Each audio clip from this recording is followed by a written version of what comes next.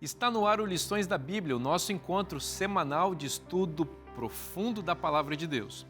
E hoje vamos destacar o fato de que o Senhor reina. Esse é um ponto que os salmistas estão destacando e nós vamos estudar nesta semana. É sobre isso e muito mais o Lições da Bíblia que está começando agora.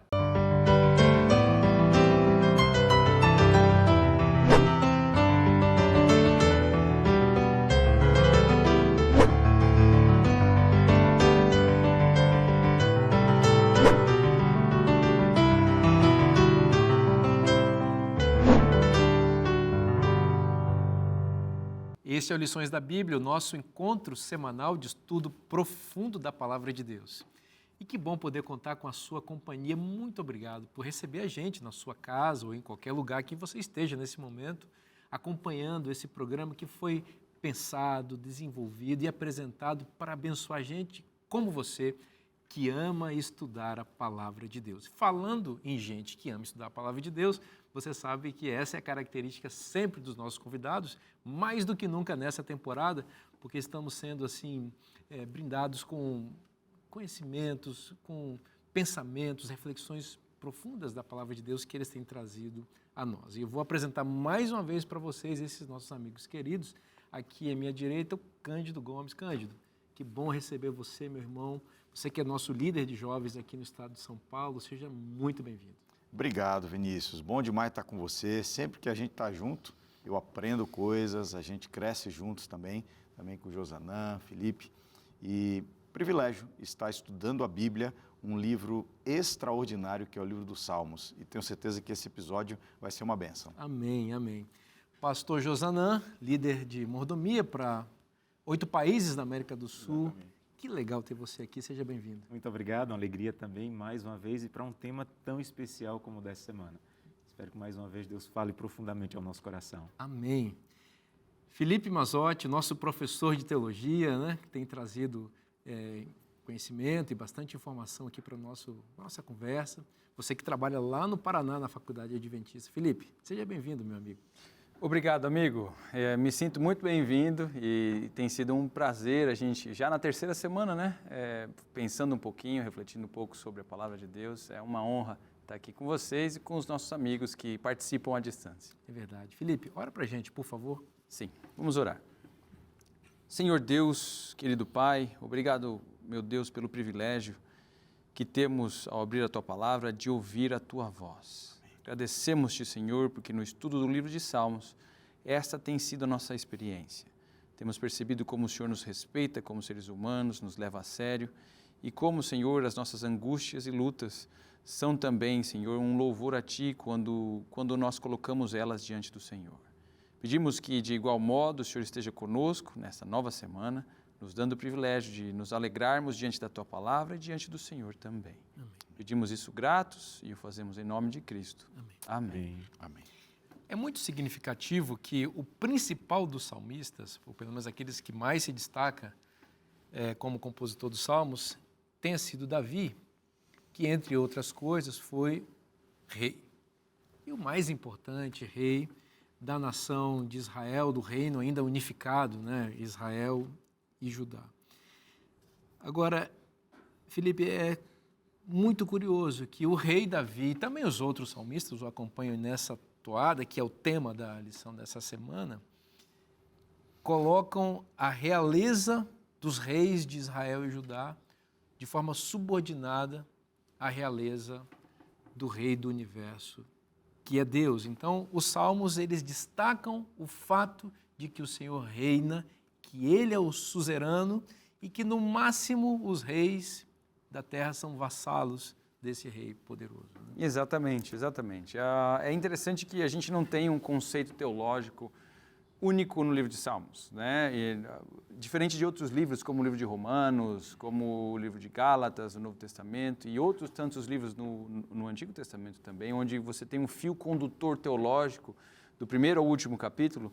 O livro de Salmos parece que abre muitas portas, assim, né? E você entra numa sala cheia de portas que levam para vários locais. Agora, há sim uma mensagem central, ou pelo menos uma ênfase central, que é Deus, né? A centralidade na pessoa de Deus, quem Ele é, como Ele se manifesta e os relacionamentos que Ele tem conosco e os seres humanos que Ele criou. Uma das ideias, e essa principal ideia, é do Senhor entronizado, né, no Monte Sião e também sobre o universo inteiro. Essa ideia da entronização de Deus, ou do Deus que é Rei do universo, não está presente apenas no livro de Salmos, mas em boa parte da Bíblia hebraica, onde você tem cenas que mostram Ele não só no seu trono, como você tem em Isaías 6, 1 Reis 22, Jó capítulo 1, o próprio Daniel capítulo 7, né? Essa ideia de um Deus em sua corte centralizado e a ideia da montanha, né? Por detrás, e Ele regendo o universo, né? O livro de Jó vai falar disso muito bem, né? Ele trabalhando com a obra criada e como essa obra criada corresponde ou responde às ações divinas. O nosso guia de estudo nos levou a ler, por exemplo, o Salmo 8 e o Salmo 100, né? Que falam justamente sobre essa preeminência, esse poder divino sobre a obra criada. E aqui é importante a gente destacar um ponto que geralmente a gente impõe sobre a Bíblia, né? A gente fala que a natureza, né, se corresponde ao Senhor, a natureza louva o Senhor. Na verdade, há vários artigos e tendências gerais entre os teólogos e estudiosos do Antigo Oriente Médio que permitem a gente perceber que o conceito de natureza como nós o temos hoje era inexistente na Antiguidade e, por consequência, na própria Bíblia, né? Só um pouquinho. O conceito de natureza. Quando você fala de natureza, está falando... É uma obra, é um sistema fechado que se autorregula. Okay. Essa ideia da mãe natureza, né, que tem os seus próprios ciclos e esses ciclos estão conectados consigo mesma. Como uma entidade à parte. Exatamente. De Deus, né? Então, ela louvando ao Senhor, isso não está na Bíblia. Nós não temos essa noção da natureza como uma entidade distinta de Deus, como você muito bem colocou. O que nós temos na Bíblia é a noção de criação.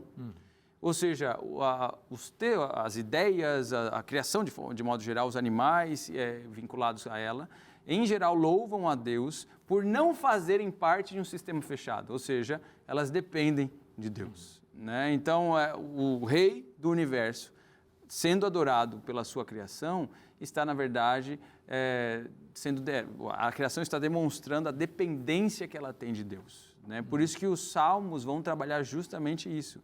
Não é só que Deus reina supremo sobre identidades distintas dele, mas é que essas identidades, essas entidades dependem dele. Por isso ele é rei. Tudo emana dele. Ele é o Senhor do universo, ele é aquele que sustém o universo, ele é aquele que sustém a sua criação e as suas criaturas. Muito bom. E nesse Salmo 8, né, é interessante que há um autor que diz que é Gênesis 1 em forma de música. E o autor aí, não sabemos exatamente em que momento ele escreveu, mas imagine se ele escreveu como rei já de uma nação, no auge da nação, mas ele diz assim, que é o homem?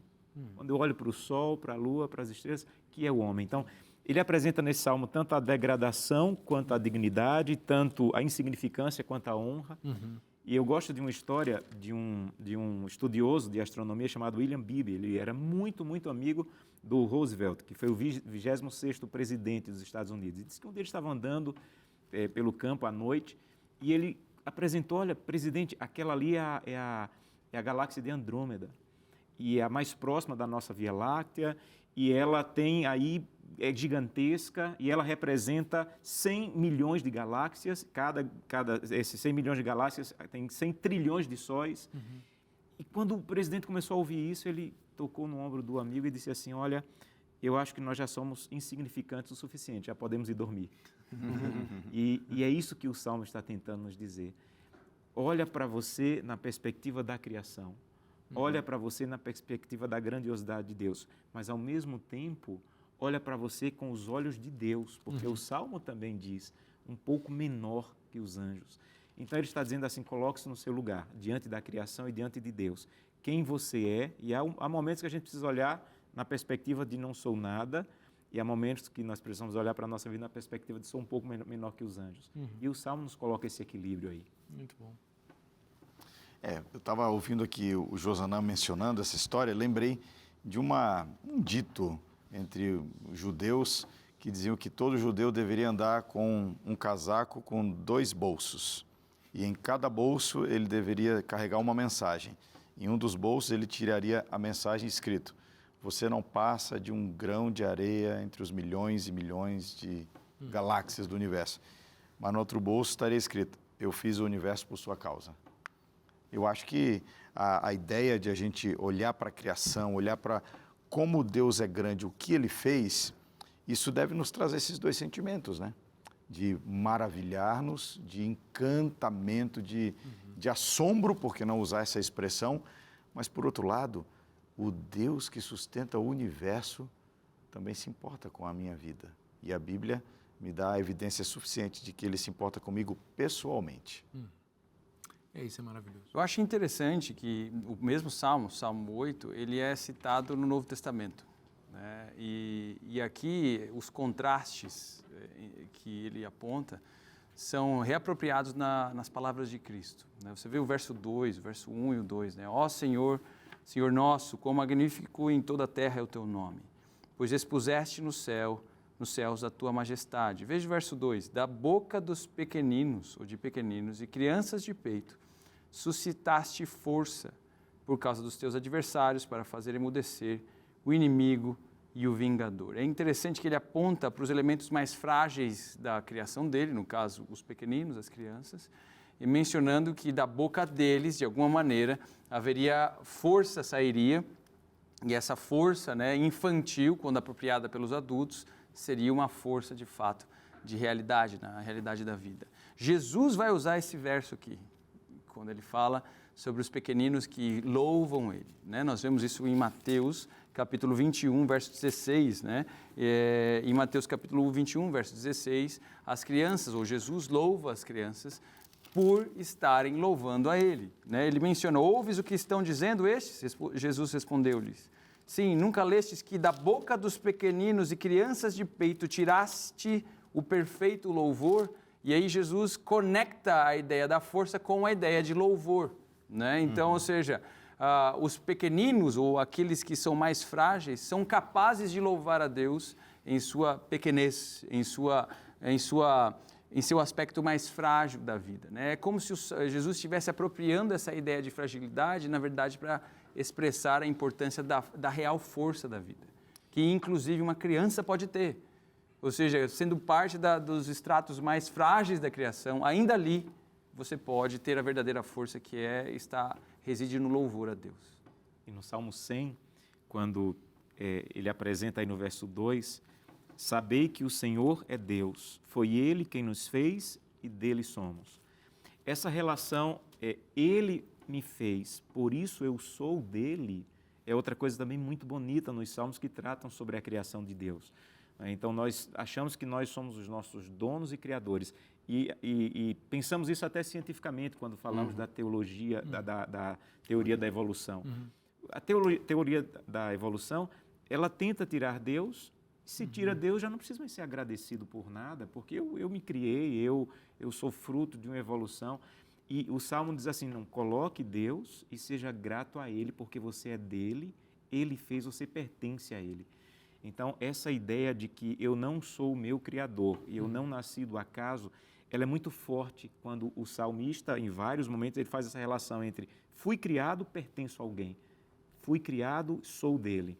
Exatamente. É muito interessante. Você estava citando, Felipe, o Salmo 8, e no verso 2, que Jesus vai citar também na sua entrada triunfal, né? E é muito curioso isso, porque a entrada triunfal é o momento da realeza de Cristo. Exatamente. É quando ele é reconhecido como rei. Então, havia uma classe de pessoas que não queria reconhecê-lo como rei, mas a grande força, como você colocou, do universo é o reconhecimento de quem Deus é. E os pequeninos tiveram essa força, né? E por isso Jesus pode puxar do Salmo 8, verso 2, essa citação e aplicar àquelas crianças que estavam ali sendo realmente fortes, porque estavam louvando quem realmente era digno de ser louvado, que era o Rei dos Reis, Senhor dos Senhores, que estava fazendo sua entrada triunfal na cidade de Jerusalém. Isso é muito, muito interessante. E você vê a acessibilidade que o Salmo dá, então, aos seus adoradores, né? Ou seja, uma criança é capaz de representar ou ter ou receber das mãos de Deus ou da sua relação com Deus a real força, né? O que é de fato ter força na vida, que é reconhecê-lo como o Senhor do Universo, o Rei do Universo. Então, isso torna a experiência com Deus acessível. Eu acho que essa ideia não é um rei inacessível. Esses salmos não estão descrevendo um rei lá dentro do palácio, isolado na torre, né? É um senhor cuja força do seu senhorio está na boca das crianças. Talvez seja por isso que mesmo Jesus tenha dito que o reino de Deus, a questão do reino, né? É para as crianças, né? É para a gente como crianças. Né? Porque talvez o nosso crescimento, o nosso amadurecimento, entre aspas, né? O nosso envelhecimento, talvez seria a melhor palavra, nos tira a força verdadeira de enxergar Deus como Senhor, como soberano, né? E atribuir a Ele essa honra e essa glória. E quem é como criança vai enxergar isso. Né? Eu acho que essa relação de força e louvor e força também traz alguma coisa para a nossa vida pessoal. Eu acho que a gente se fortalece, eu acho que a gente consegue vencer algumas coisas quando faz do louvor a nossa arma.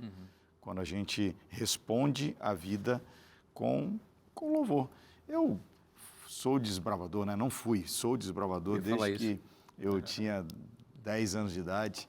E eu gosto da lei dos desbravadores, que diz ter sempre um cântico no coração. Eu aprendi isso quando era garoto ainda.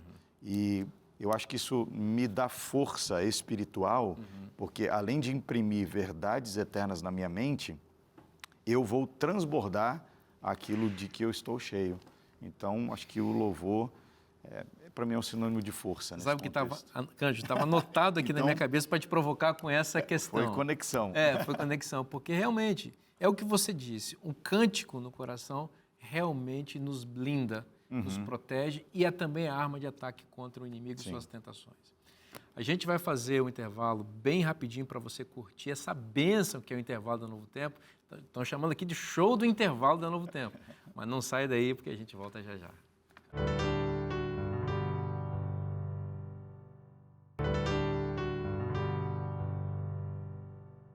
Estamos de volta para continuar estudando a Bíblia com você. E falar em estudar a Bíblia, você sabe que a gente sempre faz uma recomendação muito especial para você que acompanha a programação da Novo Tempo, mas que quer conhecer mais. Você que tem sede de Deus, quer conhecer mais da Palavra de Deus.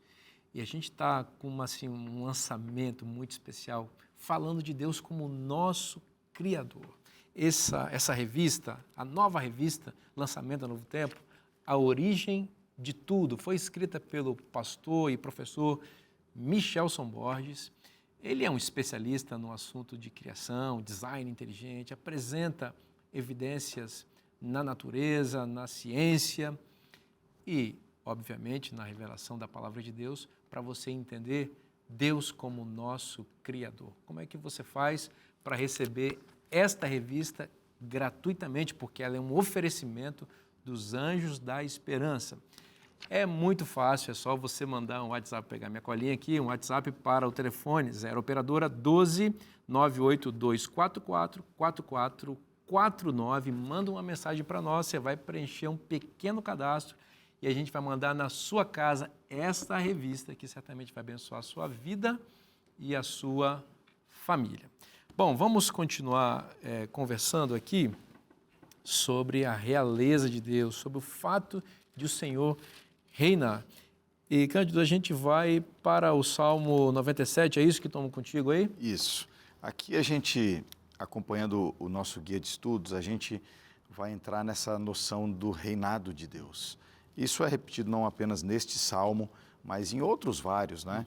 A noção do reino de Deus, ou seja, essa não é uma noção que foi inaugurada no Novo Testamento, quando Jesus fala de reino e fala diversas vezes sobre este conceito. Mas aqui, no mundo do salmista, na visão dos salmos, o reino de Deus é uma realidade, presente. Eu gosto de pensar quando Jesus ele falava aos seus discípulos assim, o reino de Deus está próximo. Claro que a gente pode pensar nisso imediatamente como uma questão temporal, o reino de Deus está para chegar, mas eu acredito que em suas palavras também tem uma dimensão de espaço. O reino de Deus está aqui.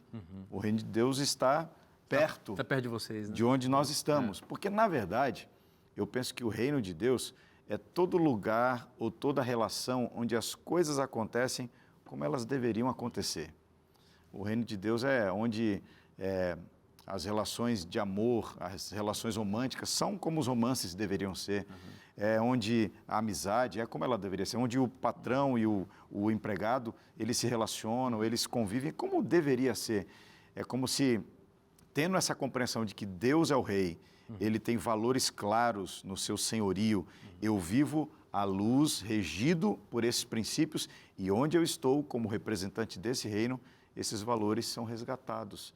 E a sociedade, os relacionamentos, os ambientes, eles são devolvidos à harmonia pretendida desde o começo. Mesmo nesse mundo sofredor que a gente sabe que vai passar, a gente acredita no estabelecimento definitivo do reino de Deus nessa terra, né? Mas nós já podemos viver aspectos muito materiais, eu diria, do reino de Deus pela presença espiritual de Cristo conosco. O reino de Deus está entre nós, né?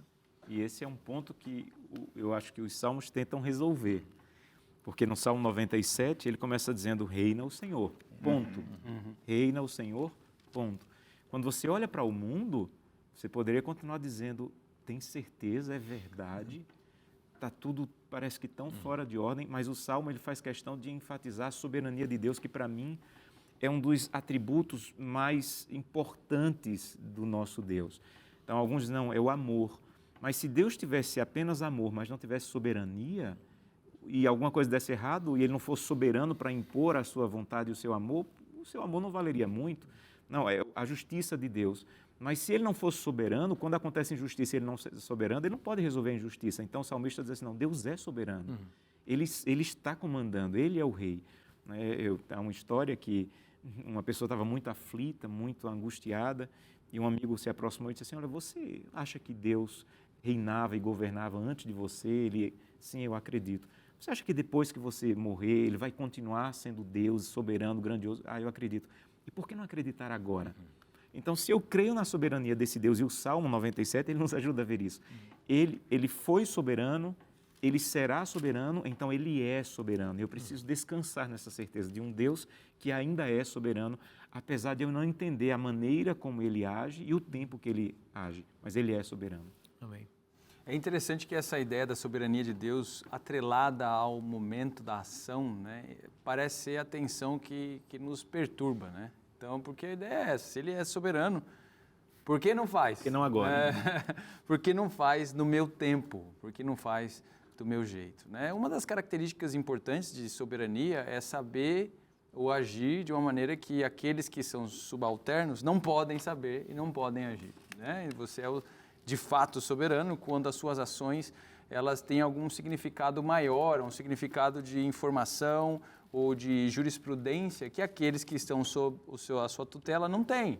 Ou seja, você sabe mais, você entende melhor e talvez determinadas ações na sua cabeça estão relacionadas a tempos distintos que aqueles que estão, os subalternos, não entendem. Então, é por isso que a ideia de soberania, ela em geral vem atrelada à ideia do cuidado específico com o tempo, com o momento certo para as coisas, com a ideia correta para que a criação possa ocorrer. Então, você vê de maneira muito próxima nestes salmos que nós estamos estudando a ideia da regularidade atrelada à soberania de Deus. Então, ele é Deus, portanto, ele mantém a regularidade do sol. Olha a lua, olha as estrelas, olha os pássaros, olha... Né? Então, por isso que muitas vezes a ideia de regularidade se confunde com a ideia de um sistema fechado. Porque se ela é regular, então ela se autorregula. Mas o texto diz, não, ela é regular porque o rei regula elas. Porque o rei as mantém. Tanto que quando ele retira o seu espírito, as montanhas tremem, os mares se revoltam. Então você vê a criação respondendo diretamente àquilo que o rei pede. O nosso guia de estudos nos levou também ao Salmo 75, né? Que é uma outra imagem agora, né? Deus criador, Deus rei, Deus juiz. Exatamente. E aí esse era o ponto que eu acho que é interessante, que o conceito de juízo, ele vem da junção dessa ideia do criador e mantenedor. né? Felipe, antes de a gente avançar para o Salmo 75, eu acho que tem um ponto nesse que você está mencionando, dessa relação de natureza com criação, que eu acho que é muito rico isso, porque nós estamos, a sociedade está materialista, secularista, tirou Deus da realidade, né? Matou Deus, né? Digamos assim, como Nietzsche pretendeu. Mas aí vem as catástrofes da natureza, mostrando que a natureza ela não tem essa autorregulação suficiente para a sobrevivência humana. E as catástrofes da natureza permitidas por Deus, todas elas, evidenciam que há alguma coisa errada nesse mundo. E o apóstolo Paulo vai dizer isso, a natureza, a criação está gemendo, não é? Porque ela está precisando voltar para o seu dono. Porque o ser humano, em rebeldia contra Deus, sujeita a própria criação divina também a essa rebeldia contra Deus. Então, eu penso que as enchentes, os terremotos, tudo que existe no mundo criado de catástrofes nos levam a pensar também que nós precisamos voltar para aquele que regula, de fato, a criação dele. Não há dúvida, não há dúvida. E eu acho que a ideia aqui não é dizer que não existem microsistemas autorregulatórios, né, na natureza. Eu acho que se algum cientista está ouvindo a gente aqui, poderia dizer, mano, esse cara está louco, né? Não, eu não estou dizendo que isso entrando não existe. Na minha área, né? Não estou dizendo que a floresta amazônica não tem sistemas. Mas foi Deus que estatou.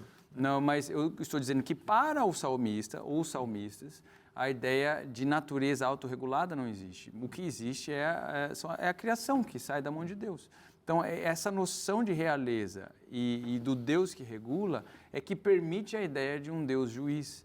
Porque a regulação do sol e a lua é, de fato, atrelada também à regulação do juiz, que aparece e te diz o que fazer, aonde ir e como se portar. Veja que o próprio Salmo 75, ele estabelece exatamente isso nos 2 primeiros versos. Graças te rendemos, ó Deus, diz o primeiro verso.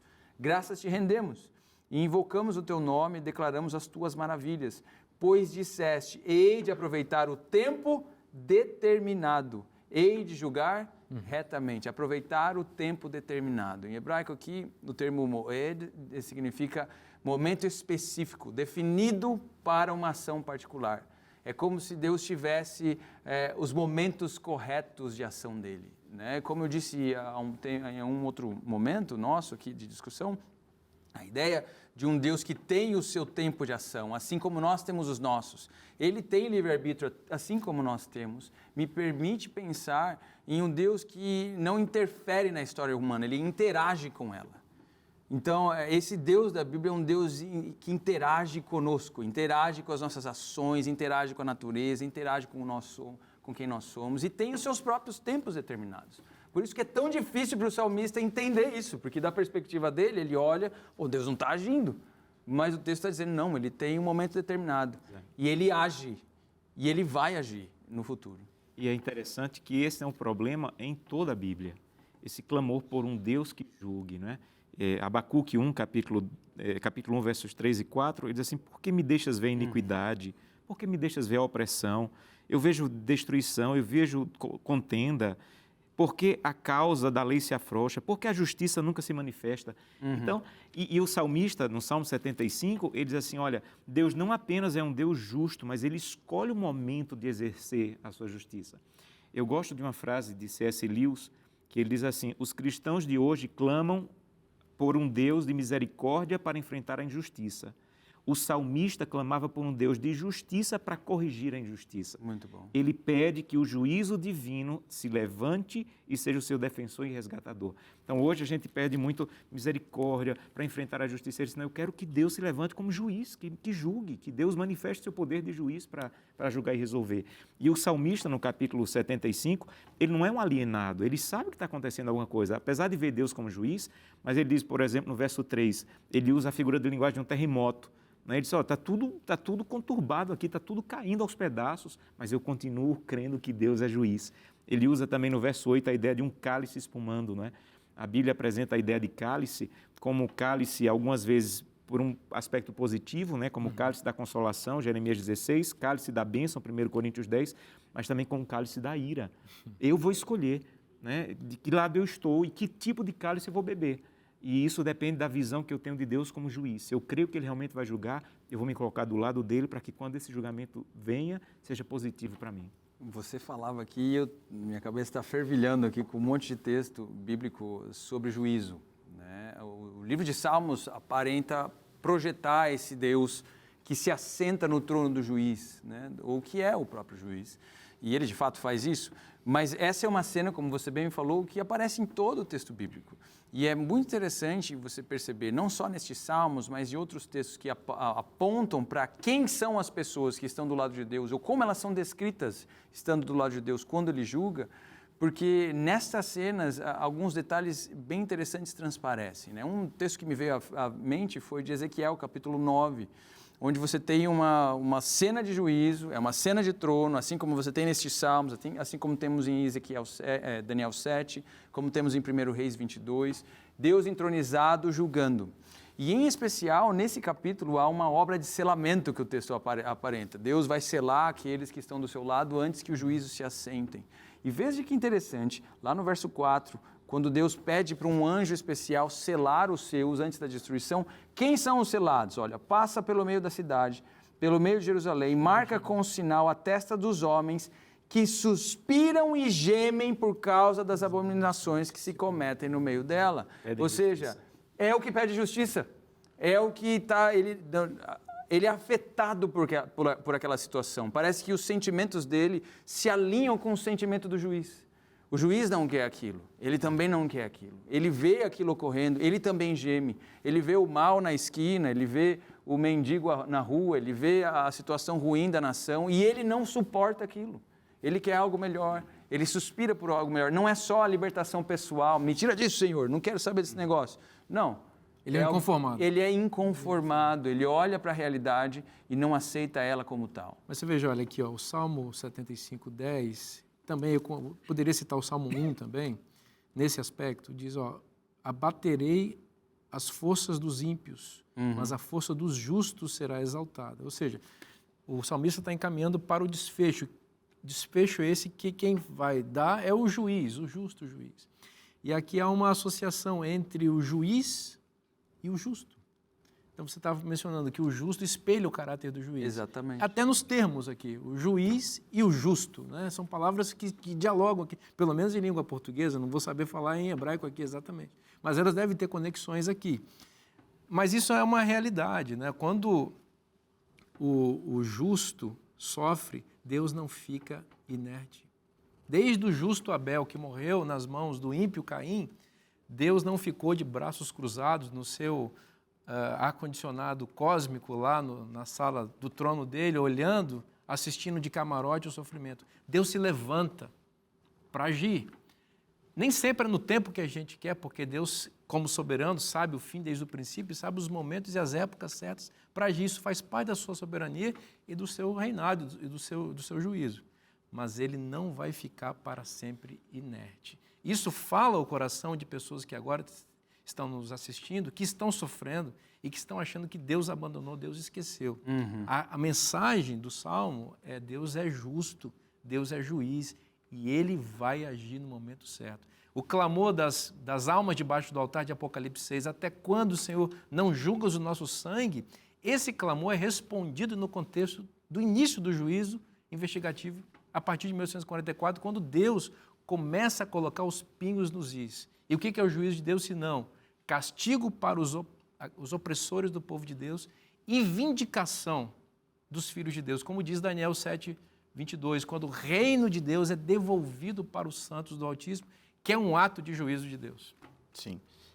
Enfim, essas ponderações aí colocadas por vocês me fazem entender, estudando a lição aqui, o juízo é um tema recorrente, de ponta a ponta no livro dos Salmos, mas o que eu achei interessante é que eu não encontro o tema do juízo, o salmista ou o adorador, ele se colocando em posição de réu. Ele se coloca em posição de requerente, é o que vocês estão mencionando, né? Ele está pleiteando a causa, ele que percebe a injustiça acontecendo. Então, isso é uma boa notícia. Nesse juízo, o juízo é a boa notícia, é a boa notícia dos Salmos. Eu estou junto com Deus no que Ele está fazendo e eu não sou condenado pelo juízo. É isso mesmo. Eu estou ao lado dele. Louvado seja o nome de Deus, porque o justo juiz comunica a sua justiça a todos nós e nos faz justo pela sua graça. A gente vai fazer um intervalo bem rapidinho para você curtir aí o intervalo da Novo Tempo, nosso show do intervalo. Mas a gente volta já já.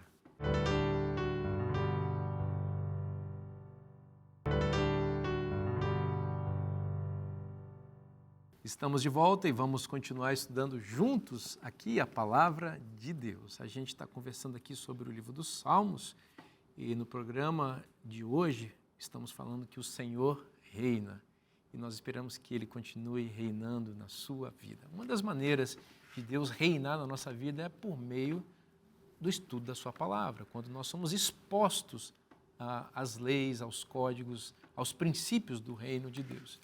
E uma das maneiras de você estudar a Bíblia todos os dias é por meio do nosso guia de estudos. E é por isso que nós recomendamos que você tenha o guia de estudos também para acompanhar dia a dia o que a Palavra de Deus tem a dizer a você. Essa temporada, estamos começando ainda no início, dá tempo de você adquirir. É só você acessar cpb.com.br e ter acesso a esse conteúdo maravilhoso e outros conteúdos mais da querida Casa Publicadora Brasileira. Vamos continuar então na nossa conversa sobre o fato de o Senhor reinar. Felipe, o Senhor reina onde? Tem um local de reinado? Assim, o seu trono se estabelece onde? Sim, é interessante que os Salmos não se furtam a descrever esse local, né? E nem aquilo que normatiza essa relação. Diversos desses Salmos vão falar sobre a morada de Deus, né? Que Ele reina de sua morada, que Ele está entronizado no seu santo monte, né? E, obviamente, essa é uma referência direta ao santuário de Israel, que ficava no Monte Sião, ali em Jerusalém, e da onde a casa de Deus, né? O Senhor de sua casa, se expressava e se comunicava com o povo.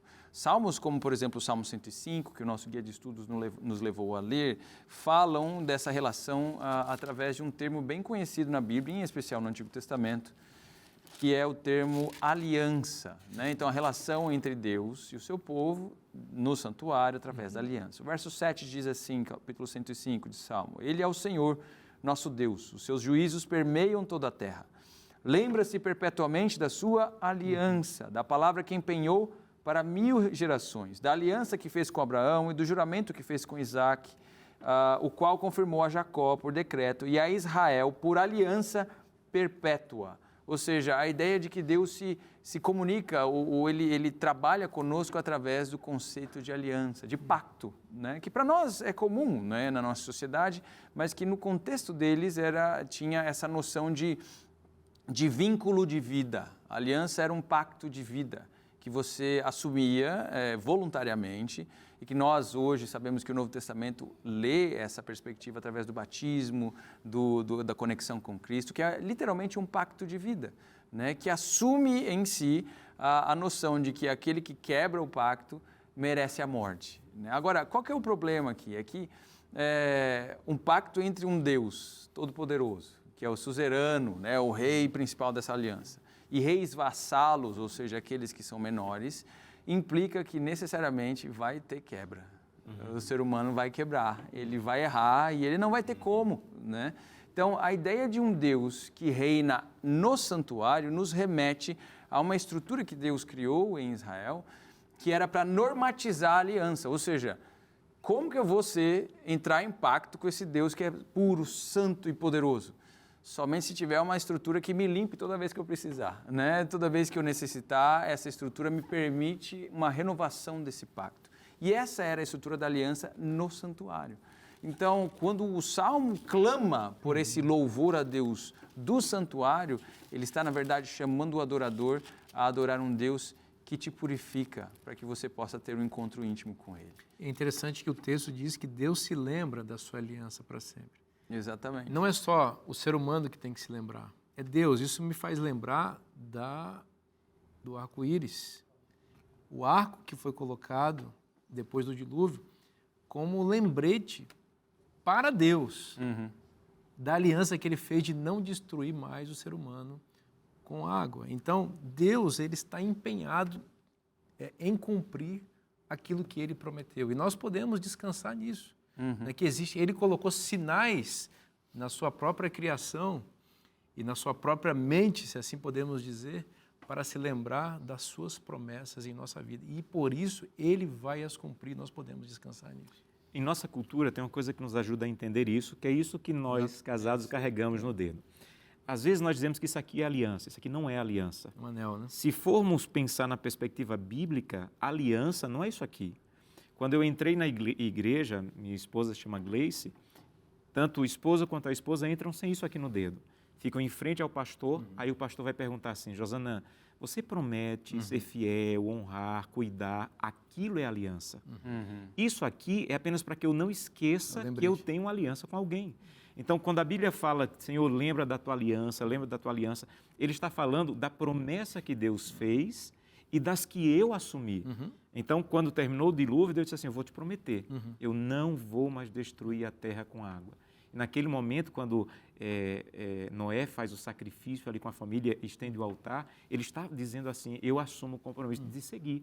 Eu não quero cometer o que os antediluvianos cometeram para levantar novamente a ira e a destruição da terra. Ali estava a aliança. O arco-íris era como que um anel, dizendo assim, olha, eu vou lembrar do que prometi e lembre também do que prometi. E o Felipe colocou bem, eu quebro isso aqui. E aí Jesus Cristo vem e diz assim, eu vou te dar uma nova aliança no meu sangue, diz Paulo. Então, essa nova aliança no sangue é Jesus dizendo assim, você quebrou, mas eu vou te dar uma outra pelo meu sacrifício na cruz. Maravilha, maravilha. E a sociedade que a gente vive parece que não direciona nossos pensamentos, nosso comportamento, nossa postura à validade, à relevância, à seriedade das alianças. Parece que os compromissos são descartáveis, né? E isso pode até... nós somos tentados a que isso afete nossa visão da nossa aliança com Deus também. Eu gosto de pensar num pensamento, enfim, que eu ouvi um tempo atrás, alguém disse assim, não é o amor que determina a duração da aliança, é a aliança que determina a duração do amor. Bonhoeffer. Exatamente. Então, se você tem a noção de que essa aliança é que sustenta a nossa relação com Deus, todos os nossos sentimentos, ações, intenções vão ser sustentados por esse compromisso que Ele fez com a gente e que a nossa postura, na verdade, é uma resposta a isso. Você falou uma coisa muito interessante, as pessoas ficam, vou me separar, porque o amor acabou. Mas a aliança não precisava ter acabado. É como você disse, é o amor é a aliança que sustenta o amor e não o amor que sustenta a aliança, porque o amor, nesse paradigma, aí claro que o amor é uma palavra que tem significados profundos, né? Mas o amor aí como sentimento, tá? Certo. É volátil, é volúvel. Os sentimentos humanos, eles se desgastam. A Bíblia diz que o coração do homem é enganoso. Então, fundamentando os sentimentos humanos, existe o pacto, a aliança. Então, toda vez que o seu coração quiser te enganar, lembra da promessa. É isso que Deus faz, embora o coração dele não o engane. Mas como você coloca muito bem, Deus está em interação conosco e às vezes nós irritamos a Deus. Mas não há dúvida. Às vezes nós irritamos muito a Deus. E Deus, como disse a Moisés, eu vou destruir esse pessoal. Eu vou fazer uma outra nação a partir de você. Mas Moisés, o que Moisés fez? Evocou a aliança de Deus mesmo. E foi essa aliança que Deus, a despeito da ira que Deus estava sentindo naquele momento, que fez com que o povo permanecesse vivo. Ou seja, o contrato funciona, né? O contrato funciona. O contrato funciona. É um contrato legal mesmo, é direito isso. Exato. É direito. E isso é modulado em relação a contratos do Antigo Oriente Médio que funcionavam de acordo desse jeito mesmo. Eram alianças concretas. A Bíblia tem essa linguagem de jurisprudência antiga. Né? E não à toa, e até o nosso guia de estudos, mais ali para quinta-feira, vai falar sobre isso, sobre a base disso, né? Vai citar, onde os salmos citam os testemunhos, citam a lei de Deus, né? Citam a estabilidade do trono divino com base em seus estatutos, né? Esse Deus que ele é bem estabelecido, né? Ele é íntegro. O problema na relação é a nossa falta de integridade inerente e que consistentemente nos coloca em uma posição de, não ser merecedor do que Ele fez por nós. Agora, o que é interessante aqui é que os próprios conceitos que nós geralmente lemos no texto sobre lei, na antiguidade, eram um pouco diferentes dos nossos, né? Então, você vê lá em Salmo, capítulo 19, verso 7, nós lemos. O texto diz, a lei do Senhor é perfeita e restaura a alma. O testemunho do Senhor é fiel e dá sabedoria aos simples. É muito interessante, né? Você vê que o texto não termina, a lei do Senhor é perfeita e o testemunho do Senhor é fiel. Né? E a gente nem sabe o que vai acontecer. Ele mostra o efeito disso. O efeito da lei do Senhor ser perfeita é que ela restaura a alma. E o efeito do testemunho do Senhor ser fiel é que ele dá sabedoria a quem é simples. Então, aparentemente, esses estatutos e leis divinas, eles tinham uma noção pedagógica atrelada a elas, né? E a eles. Então, essa noção de pedagogia para a lei, nem sempre ela é tão próxima da nossa noção legal hoje, né? A lei, ela jurisdiciona aquilo que está externo, né? De fora para dentro, né? O robô vai ser preso, né? Parece que a lei de Deus, a jurisdição da lei é de dentro para fora. Ela se importa com o seu coração, ela se importa com quem você é. Parece que a ideia é transformar você, é fazer você algo diferente. Eu anotei aqui no meu esboço aqui exatamente isso, me chamou muita atenção no Salmo 19. O Salmo 19 não está preocupado só em apresentar o que a lei de Deus é, ele está preocupado em apresentar o que a lei de Deus faz Exatamente. em mim. Então, por exemplo, o que ela é?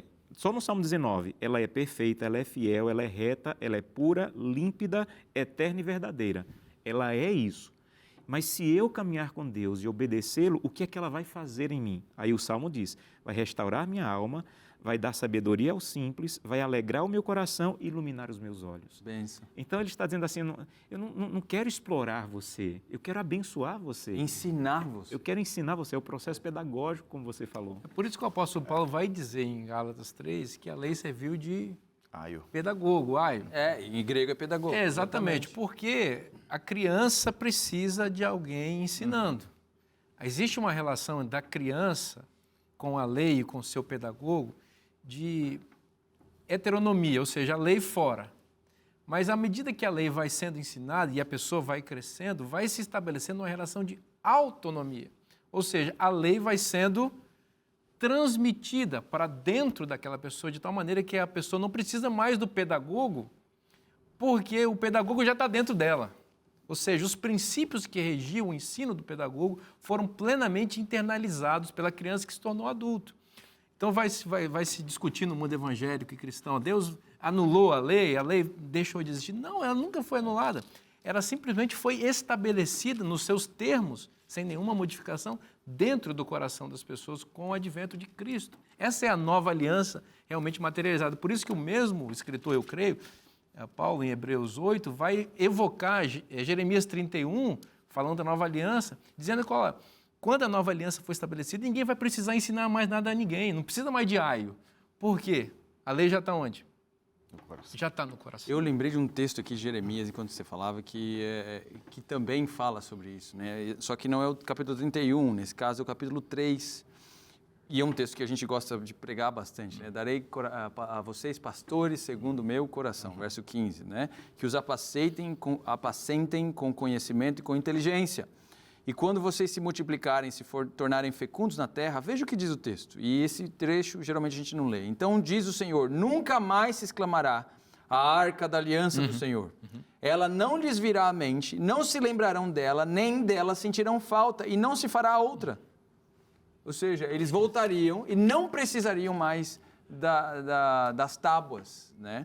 E por que isso ia acontecer? Verso 17, naquele tempo chamarão Jerusalém de trono do Senhor, a cidade inteira seria o trono do Senhor, nela se reunirão todas as nações em nome do Senhor e já não andarão segundo a dureza do seu coração maligno. Ou seja, a lei ensinou eles a serem, de fato, o que Deus quer. Eles se tornaram arca. E Cristo faz isso. Jesus no Sermão do Monte, ouviram o que disseram os antigos? Eu, porém, vos digo. Ele não está abolindo nada, ele está aprofundando aquilo que a lei sempre quis fazer, que é inscrever no nosso coração os preceitos divinos, que nos aproximar do Senhor. Felipe, esse texto de Jeremias 13 é muito rico, porque a arca é o móvel que guarda a lei. Então, não precisa mais da arca. Por quê? O texto diz aí, a gente se torna a arca. É o templo na do Espírito qual a lei Santo, está. O templo do Espírito. que Paulo vai dizer. Exato. Eu acho muito interessante, eu acho que esse foi um dos primeiros salmos que eu decorei, assim, quando eu era desbravador, inclusive, o Salmo 19. Eu acho muito lindo essa exaltação, esse louvor à lei, pelo que o o Josanã mencionou e etc. e tal. E eu penso que quanto mais a gente conhece os testemunhos, que aqui são sinônimos, né? A lei, o testemunho, os preceitos e tal. Quanto mais a gente conhece e mais a gente experimenta, eu penso que a gente se torna testemunha de que esses valores são o plano de Deus para a nossa vida. Eu sou pastor há 13 anos e nessas minhas andanças, eu nunca conheci uma pessoa que tenha se arrependido de seguir o conselho de Deus. Uma pessoa que tenha me dito, eu escolhi ser fiel na pureza, nas minhas finanças, no meu negócio, e eu acho que eu fiz uma má escolha. Não conheço, mas já conheci centenas de pessoas que disseram, se eu pudesse voltar atrás, eu teria levado a sério, eu teria feito como Deus ordenou, como está claro na palavra, como os seus preceitos estabeleceram. Então, acho que a gente deve conhecer esses testemunhos e se tornar testemunho de que isso é o melhor caminho para a gente. Que maravilha. O Senhor reina. Essa é a verdade mais forte do universo. Deus é o rei do universo. A pergunta que não quer calar hoje é se Ele é o rei da sua vida. Se você tem permitido que as leis de Deus rejam a sua vida. Então, o convite de Cristo hoje é simples. Seja subordinado a Cristo. Seja um súdito desse reino. E você vai ser abençoado. Você e a sua família. Esse convite maravilhoso de Deus está na Bíblia. E se está na Bíblia, é bom para você. Espero na próxima semana. Que Deus te abençoe muito. Forte abraço e até lá.